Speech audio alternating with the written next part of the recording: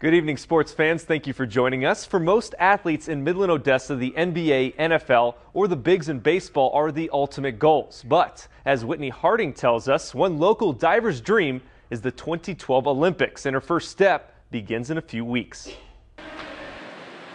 It's 8 a.m. on a Tuesday in June, and while most of Anna James's friends are asleep, she begins her 5-hour workout at the pool.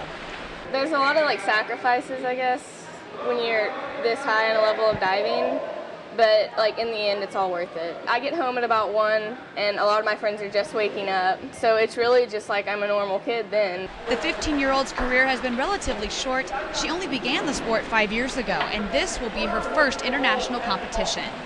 It's really unusual. I mean, most people, it takes 10 years to get to this point. So she's an early bloomer, and she's had a lot of success at the senior level. And James admits she still has to fight nerves all the time. I always get nervous a little bit between each dive, but I mean, once I start the dive, it goes away. I just get so nervous. Just the fact that she's up there and you just pray that she stays safe and she doesn't get hurt, and just going off a 10-meter. You can see how high it is from here.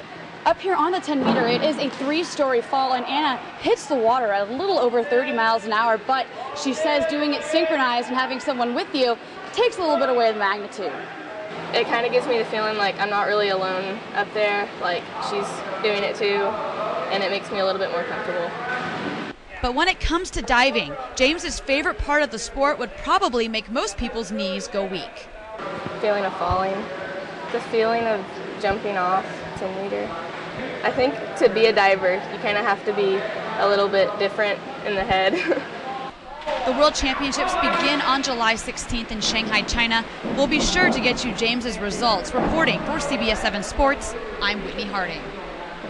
Thank you, Whitney. James is already looking towards the 2012 Olympics. This first international test will be a good gauge as she prepares to qualify for London.